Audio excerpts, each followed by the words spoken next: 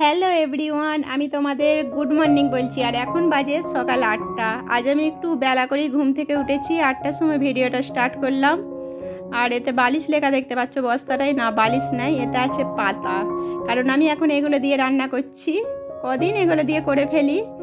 আর তোমাদের আমি এগুলো দেখাচ্ছি কারণ একটাই, দেখো আমারও দেখতে খুব খারাপ লাগছে। আমি উনুন শালটা পুরো পরিষ্কার করে ফেলেছি, বস্তাগুলো না সরানো হচ্ছিল না, কারণ দুদিন আমার খুবই কাজের চাপ ছিল। তোমরা দেখতে পাচ্ছ কালকে সিমেন্টের কাজ করেছি রাত আমার 9টা পর্যন্ত।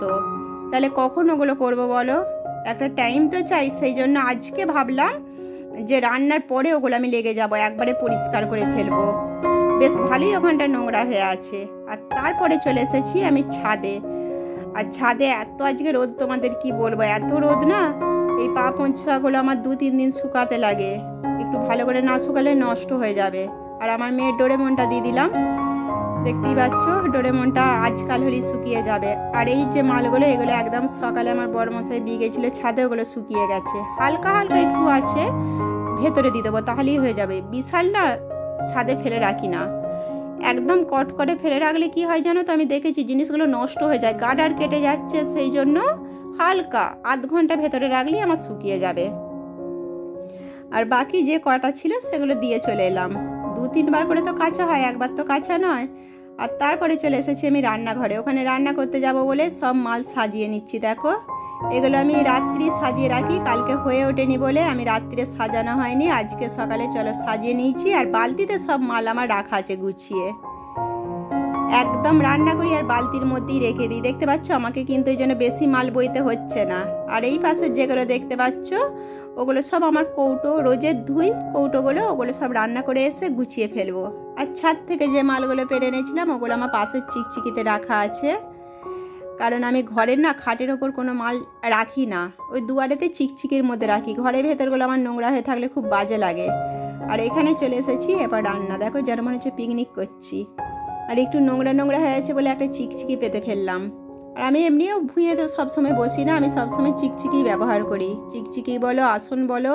সেই জন্য একটা বড় এরকম চিকচিকি আমার 6 করা আছে, সব জায়গাতে আমি চিকচিকিতে বসছি। আর একবার করে ধুয়ে ফেলি, কিছুদিন ছাড়া ছাড়া একবার করে ধুয়ে ফেলি, তাহলে দেখো পরিষ্কার ঝকঝকে। আর উনুনটা কেমন জ্বলছে দেখছো। আজকে হচ্ছে বেগুন ভাজা আর উচ্ছে ভাজা, আলু উচ্ছে ভাজা। আর কি হচ্ছে ভুলে গেছি, আমি রান্নার পরই ভুলে যাই, যা পেরেছি সব কেটে নিয়েছি। হ্যাঁ, পটল ভাজা আর একটা বটবটি কলাই দিয়ে ঝিঙে দিয়ে আলু দিয়ে তরকারি। আর আমার কুলেখাড়া তো হবেই। চলো এই রান্নাগুলো ঝটাঝট করে ফেলি। আর দেখে না আমার 2টো কড়াই। আর এই পাশটা একটুখানি তোমাদের বলেইছি নোংরা হয়ে আছে, কারণ পাঁচগুলো না, গরম পাঁচগুলো আমি তুলে পুকুর পাড়ে কোথাও না ফেলতে যাওয়ার সাহস পাইনি, তাই একটু জল দিয়ে দিয়েছি। চারিদিকে কোথায় খরা জ্বালন হয়ে আছে, কোথায় কি ধরে যাবে বলো তো। সেই জন্য আমি, তোমরা জানো, কোনো রিস্ক নিয়ে আমি কাজ করি না, ওই জন্য উনুনের পাশে দিয়ে জল দিয়ে রেখেছি, আগে ঠান্ডা হোক তারপর আমি বইকালে ফেলে দেবো। আমি কোনো কাজ রিস্ক নিয়ে করি না। এত আগুনগুলো খরা হয়ে আছে, কোথাও দিলি ফরফর করে জ্বলে উঠবে। আর এইদিকে দেখো আমার সাজিয়ে গুছিয়ে সব রান্না রেডি করে ফেলেছি। আর চলো আমি রান্নাগুলো সেরে ফেলি। আর তোমাদের আমার কাজ ভিডিও কেমন লাগছে তোমরা অবশ্যই বলো। আর এইদিকে দেখো আমার ঘরের যে পাথরের কাজ হয়েছিল, কোনো পাথর না আমি ফেলিনি, সেই পাথরগুলো আজ আমার কেমন কাজে লেগে গেল। সবার তলায় একটা করে পাথর দিয়ে রেখেছি, দেখতেই পাচ্ছ, না হলে না মাটিগুলো সব লেগে যাচ্ছিল। মাটিগুলো তো ভিজে হয়ে আছে, এমন মাটি লেগে যাচ্ছিল। পাথরগুলো দেওয়ার ফলে একদম পরিষ্কার, আর বেশি বাসনও আমার বেরোয়নি। আর ওইদিকে আমার রান্না হয়ে গেছে। এবার চলে এসেছি আমার ছোট্ট গাছের কুলেখাড়া তুলতে। যে কুলেখাড়াগুলো কিনে এনেছিল শেষ হয়ে গেছে, কয়েকটা পাতা ছিল। আর তার সাথে আমার গাছের কয়েকটা তুলে নিলাম, কারণ আমাকে তো খেতে হবেই। সেই জন্য আমার মতো ভালো হয়ে গেল, দেখো আমাকে অসময়ে কাজে দিয়ে দিল। আর আমার রান্না হয়ে গেছে। রান্না হয়ে যাওয়ার পর চলে এসেছি এই খুঁটিগুলোয় জল দিতে। দেখো প্রথমে আমি বস্তা বেঁধে দিচ্ছি। বস্তা বেঁধে দিয়ে একটা যেন দড়ি বাঁধলাম বলো তো, রোজ নাহলে বস্তাগুলো গড়িয়ে গড়িয়ে পড়ে যাবে। যে কাজটা আমি করি একবারই পারফেক্ট করি, নাহলে রোজ আমাকে এর পিছনে লেগে থাকতে হতো। একদম দড়ি বেঁধে দিলাম, দেখতে পাচ্ছ জল ঝড়ের টাইম।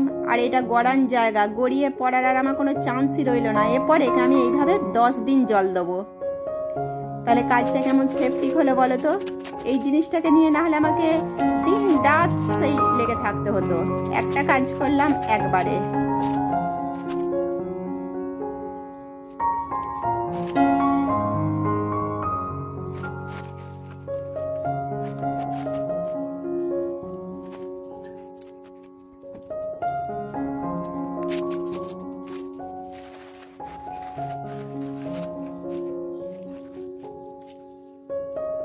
তাহলে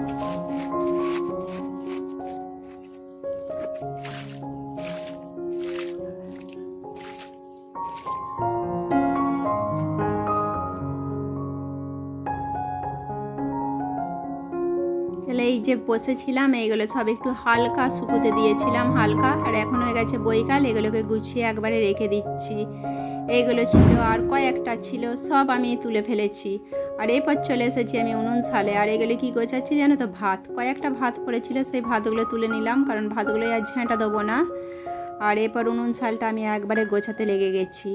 আর গোছাবার সময় দেখছি এই তলাটাতে অনেকগুলো সুলঙ্গ বেরিয়েছে বড় বড়। একটা আজকে বুঝিয়েছি, আর পারবো না, এরপরে আস্তে আস্তে করে, এরপরে টাইম লাগবে একটু, তোমাদের বলেছি একটু টাইম লাগবে, আস্তে আস্তে করে। আজকে একটা পিছনের দিকে আমার একটা দিতে গেছি, নেতার দিতে যেই বড় পাড়া বেরিয়ে গেছে। রোজ একটা করে বুঝিয়ে দেবো, 4-5টা বেরোইছে, ইট কুঁচো দিতে হচ্ছে, আর বেশ টাইম লাগছে। আর মাটির হাঁড়িটা কি সুন্দর করেছি দেখতে পাচ্ছ তো। গোবর টোবর না আমি ভালো বালতিতে একদম গুলি না, গোবরই বলো মাটি বলো কেমন একটা লাগে, সেই জন্য আমি এই কোনো মাল ফেলি না, আমার এইগুলো সব কাজে দেয়। এইগুলোতে সব রেখে দিয়েছি, একটু গোবর মাটি সব নানা রকম করে রেখেছি, যাতে এইখানগুলো ভালো করে লেপতে পারি। কী সব বলে না নানা রকম, ন্যাতা দেয়া, যেন ন্যাতা দিতে পারি। আর কেমন ন্যাতা দিয়ে ফেলেছি দেখো, বেশ ভালো হয়েছে কিন্তু। আর খুব কাদা কাদা ন্যাতা দিয়ে ফেলেছি, মাটিটা না নরমই ছিল, তার উপর কাদা কাদা দিয়ে ফেলেছি। ও শুকিয়ে যাবে, দুদিনে শুকুবে, নাহলে না একটু কাদা কাদা এখন না দিলে না মাটিটা একদম বসবে না। দেওয়ার একটাই কাদা কাদা কারণ, অনেক তো মাটি দিচ্ছি, নাহলে একদমই বসবে না। যত জল দেবো তত বসবে, সেই জন্য আমি বৈকালে দিয়ে রাখলুম, কালকে রান্না করতে ভালো পারবো।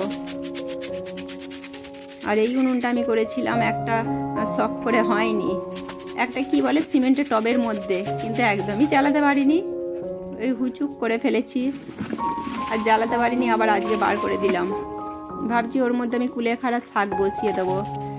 আবার দেখো বৈকালে আবার একবার জল দিয়ে দিচ্ছি। এই সিমেন্টগুলো এখন 10 দিন সারাদিনে 5বার 6বার করে জল দেবো।